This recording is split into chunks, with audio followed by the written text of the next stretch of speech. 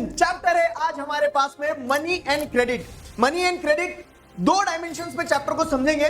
तो मनी वाली जो पूरी नीड है, तो मनी कैसे एक मीडियम ऑफ एक्सचेंज की तरह यूज किया जाता है, मॉडर्न फॉर्म्स ऑफ मनी क्या क्या है, तो currency, notes, coins, deposits with banks, और बैंक जो इन पैसों का क्या करता है, तो वो लोन एक्टिविटी ऑफ बैंक्स, सारी चीजें आपको चैप्टर में बताई गई है। अब क्रेडिट की बात करें तो क्रेडिट के डिफरेंट सोर्सेस क्या है, क्रेडिट अलग अलग सिचुएशन में किस तरह से काम करता है, टर्म्स ऑफ क्रेडिट, और फिर formal and informal sources of credit. India में जो फॉर्मल और इनफॉर्मल सोर्सेज उसकी क्या स्थिति है, और इस पूरी क्रेडिट अरेंजमेंट में सेल्फ हेल्प ग्रुप कितना इंपॉर्टेंट रोल प्ले कर सकते हैं, यही सारे टॉपिक्स इस चैप्टर में कवर किए गए हैं। Hello everybody, this is Digraj Singh Rajput, welcome to our channel. Chapter हमारा शुरू होता है मनी की इंपॉर्टेंस को दर्शाते हुए कि अगर आपके जेब में पैसा और आप मार्केट में चले गए तो आपको जो भी गुड्स चाहिए, हाथ रखो, जेब में से पैसे निकालो, सामने वाले को पैसा दो, पैसा इंसान एक्सेप्ट करेगा, आपको गुड्स दे देगा। भाई पैसा हो तो क्या कुछ नहीं हो सकता। लेकिन समस्या कहां उत्पन्न होती है, जब हम प्राचीन काल में चले जाते हैं, रिवर्स करके अगर आप जाओगे तो आपको समझ में आता है कि पहले क्या था। पहले जब मनी का आविष्कार या फिर मनी को as a medium of exchange use नहीं किया जाता था, तब ट्रांजैक्शंस होते थे बार्टर सिस्टम के थ्रू। बार्टर सिस्टम यानी कि अगर मान लो मेरे पास गेहूं है और मुझे जूते चाहिए रहेंगे, तो मैं किसी ऐसे व्यक्ति को ढूंढूंगा जिसके पास में जूते हो और वो गेहूं चाह रहा हो, तो हम दोनों की कोइंसिडेंस मीट करेगी। मतलब डबल कोइंसिडेंस ऑफ वांट एक सिचुएशन है where a person desires to sell what exactly wishes to buy. मैं जो बेचना चाह रहा हूं, सामने वाला वो खरीदना चाह रहा है, और जब हम हमारे सामान के बदले सामान बदलेंगे तो बार्टर एक्सचेंज होगा। पहले ये स्थिति होती थी।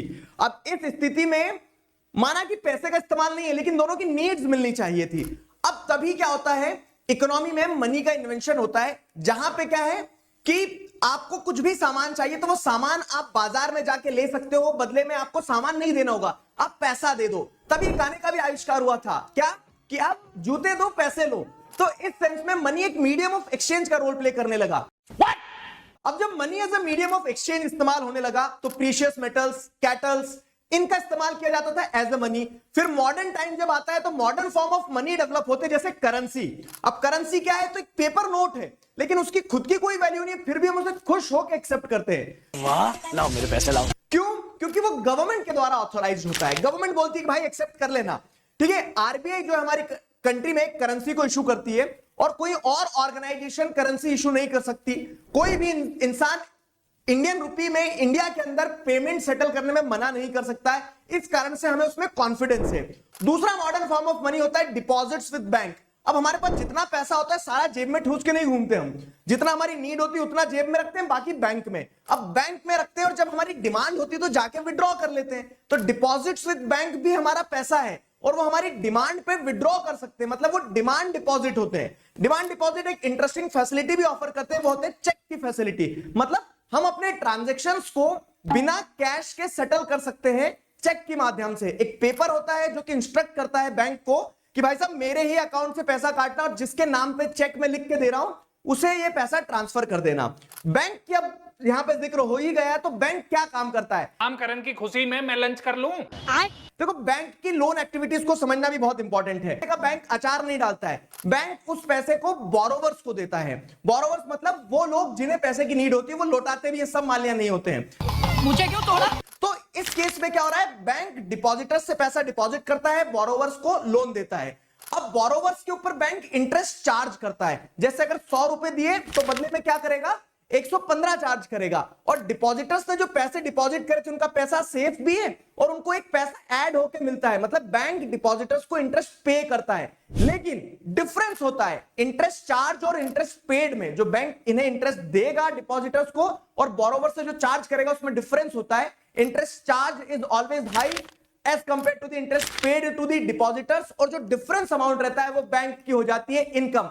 इसी तरह से बैंक अपना घर चलाता है, लंच कंडक्ट करवाता है। Emotional damage. इस पूरे साइकिल में एक इंटरेस्टिंग चीज ये है कि बैंक उठा के पूरा पैसा लोन नहीं दे देता है। डिपॉजिटर्स ने जितना पैसा डिपॉजिट किया उसका एक स्पेसिफिक शेयर, जैसे कि 15% अभी के लिए, तो इस शेयर को वो अपने पास ही रखता है ताकि डे टू डे ऑपरेशंस को कैरी आउट किया जा सके। मान लो कोई डिपॉजिटर पहुंच गया कि भाई साहब मेरे घर पे पैसे की जरूरत है, पैसा दे दो, अपना ही पैसा लेने पहुंचेगा ना व्यक्ति, तो बैंक उसे वो पैसा दे सके। खैर, मनी से आगे बढ़ते हैं क्रेडिट के ऊपर। क्रेडिट यानी कि सिंपल भाषा में लोन। अब ये लोन आप बैंक से डायरेक्ट जाके भी ले सकते हो, मान लिया जैसे मत लेना भाई मेरे को माफ कर दो, मैंने कभी जी। और दूसरी चीज ये भी कर सकते हो कि आप सामान भी क्रेडिट पे ले सकते हो, यानी कि सामान ले लिया, बोल दिया बाद में पैसा देंगे। तो उधार लेना सही या गलत, दो एग्जांपल है हमारे पास में, वो दो एग्जांपल से समझते हैं। जैसे पहले सलीम का एग्जांपल बताया गया कि उसने क्या लिया, एक एडवांस पेमेंट ले लिया, 3000 जूते बनाने की बात करी, रॉ मटेरियल ले आता है क्रेडिट पे और उसके बाद में जूते बनाता है, जूते दे देता है, जूते दो पैसे लो, पैसा लेता है। और यहां पे हमें देखने को मिलता है कि क्रेडिट ने एक यूजफुल सिचुएशन क्रिएट करी जहां पे उसके लिए वो प्रोडक्टिविटी निकल के आई। दूसरा केस होता है स्वप्ना का। स्वप्ना भी उधार लेती है, खेती करती है, लेकिन फसल नहीं हो पाती है, फिर अगले साल के लिए फिर उधार लेना पड़ता है और वो कर्ज तले दब जाती है, एक डेट ट्रैप में फंस जाती है जहां से रिकवरी बड़ी मुश्किल हो जाती है। तो क्रेडिट यूजफुल होगा या नहीं ये डिपेंड करता है the amount of risk involve और लॉस के समय पे कोई सपोर्ट होगा या नहीं। इसीलिए हम देखते हैं कि क्रेडिट में टर्म्स ऑफ क्रेडिट एक इंपॉर्टेंट रोल प्ले करती है। टर्म्स ऑफ क्रेडिट यानी कि वो सारी टर्म्स एंड कंडीशंस जो लोन लेते समय डिस्कस की जाती है। एक एग्रीमेंट बनाया जाता है, सारा पेपर वर्क किया जाता है, यानी कि डॉक्यूमेंटेशन रिक्वायर्ड एक चीज हो गई। कोलेट्रल यानी कि एसेट जो एक बोरोवर ओन करता है, मैं आपको पैसे दे रहा हूं, आप भाग गए तो बदले में मैं आपसे कुछ सामान गिरवी रखवा लेता हूं कि आप भाग जाओ, ये सामान बेच के मैं अपना पैसा तो निकाल पाऊंगा, उसे कोलेट्रल कहा जाता है। ये बड़ी अच्छी बात कही आप।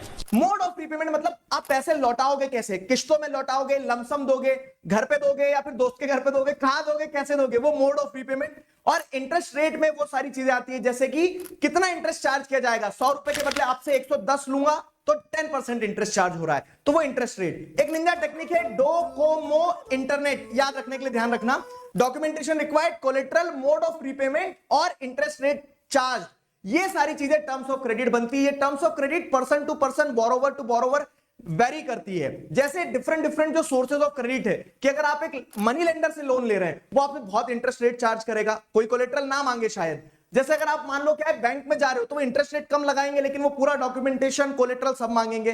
सिमिलरली एक जो सोर्स ऑफ क्रेडिट रहता है वो रहता है कि आप जिसके यहां काम कर रहे हैं अपने एम्प्लॉयर से ले सकते हो पैसा। तो वहां पे क्या होता है कि जो एम्प्लॉयर होता है तो वो इंटरेस्ट रेट ज्यादा चार्ज कर सकता है, टर्म जहां पे आपको कम इंटरेस्ट रेट में मिल जाएगा, टर्म्स ऑफ क्रेडिट जेन्युइन होगी। Still confused about what suits your face? Lenskart AR Try-On has you covered. Just open the Lenskart app, scan your face. ये टर्म्स ऑफ क्रेडिट के हिसाब से डिफरेंट सोर्सेज ऑफ क्रेडिट को दो sectors में classify किया जा सकता है, फॉर्मल सेक्टर, इनफॉर्मल सेक्टर।